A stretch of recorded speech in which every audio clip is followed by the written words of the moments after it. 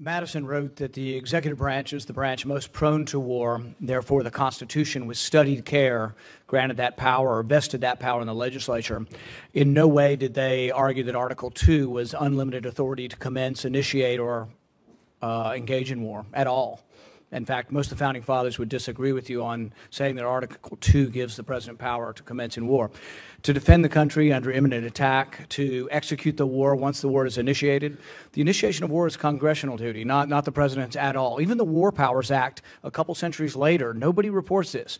It has a reporting requirement in there, but it also says in another section that this is a reporting requirement for things that are either imminent attack or authorized war. There's nothing in the War Powers Act about unauthorized war because we're not supposed to be doing it.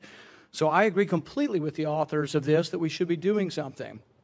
I applaud their motives. I don't question their motives, but I do doubt that this will change any of our military interventions as to what we are doing. I want to know, are we going to limit the president's power? Are we going to take back our power? I think a 5-year sunset is, and I don't mean to be mean, but it's essentially nothing. I mean, we've had millions of people die in 5-year wars before, so I think it's virtually meaningless. As far as the geographic limit on there, also virtually meaningless. If you look at associated forces, part of or substantially supports al-Qaeda, the Taliban, or the Islamic State. Well, just the Islamic State's in 32 countries right now. I mean, you add in Taliban and you add in al-Qaeda, we're probably at least 50 or 60 countries. I'm not voting to go to war in 50 or 60 countries. Or if we're going to limit something, let's have a debate. If we're going to just simply pass something to say we passed something, but it's not limiting, I mean, one of our testimonies today says basically, well, you got all the Article 2 and it'd just be nice. Kind of just be nice to have an AUMF. No, it wouldn't be nice. That's the Constitution. There's supposed to be no war without an AUMF. We have been illegally at war for a long time now. This is illegal war at this point. So when we look at this and we ask ourselves, what are we doing here? Are we going to limit the power? Are we going to eliminate the duration of the war? We're going to identify our enemy. But the 9/11 proclamation, over and over again, people say associated forces as if that's in the document. That's not even in the document. The document, as Senator Cardin said, was very, very specific to 9/11. And we've had people just saying you can do anything you want now for 15 years. Then there's the practical question. The practical question is doing anything you want, killing every perceived enemy and every perceived leader of chieftain of 5 people in some misbegotten village, is it helping?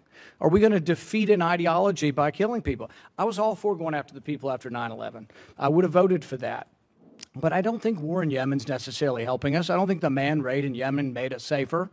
In fact, and I don't blame our soldiers for this. Look, I've got members of my family that are active duty. They do what they're told. They're brave young men and women. But, when they killed 4 or 5 al-Qaeda people in a village, but we also kill their wives and children, and I'm not saying we intentionally do it. They're probably firing at us. They're in the middle of the firefight. But is it better? Do we have less terrorists now or more? We killed 5. Well, what do you think happens in that village and surrounding that village for decades? For 100 years, they'll be talking about the time the Americans came and killed the people and killed our women and children. For 100 years, they're going to be talking about the Saudis dropping bombs on a funeral procession. That does not go away. These people remember the Battle of Karbala in 680 AD. They have long memories. One of my favorite quotes is, you have all the watches, but we have all the time. They're just going to be there, and they will wait us out. But we're not going to feed terrorism by having war in 60-some-odd countries and dropping drones on everybody that we think in a village is of a radical ideology. We have to defend ourselves. But we should be much more specific than this, and I just say now I won't vote for something that doesn't limit the president's power, but simply gives a rubber stamp to what we are doing. And I would argue that our founding fathers did not agree with unlimited Article 2 authority. In fact, they thought Article 2 was virtually unlimited authority to execute an already initiated war. If you look at every founding father, whether it's Washington, Adams, Jefferson, Madison, every one of them believed that the power to initiate war was Congress's. You could repel imminent attack, even against the Barbary pirates. It was an imminent attack and keeping war. But Jefferson worried that he needed to come back, and he actually did come back very quickly, within a few months, and they did vote on authorizing that activity. But that's not what we're talking about. We're not talking about repelling attackers in the open seas, which I'm for. We're not talking about a limited thing. We're talking about worldwide war. And I think this authorization will not limit that in any way. I have no question. Thank you. Thank you. Senator Paul, would you yield to a question? All right. And this, This is not a belligerent question. Indeed, I think that your comments are exactly the kind of robust debate that Congress needs to do and the American people need to do, and that the Founding Fathers intended when they put those provisions in there. And I'd ask if you would respond. And again, this is not a belligerent question, but there are people who argue in response to your allegations that, well, what we're doing is illegal. They would argue that, well, look, Congress has to authorize military force. There's no exact way they have to do it, and one of the ways they can do it is by appropriating funds for it, thereby giving it the okay. So there are people who make that argument. How would you respond to that? And again, this is not a belligerent question. It's part. I appreciate the question. I think it goes to the heart of the matter.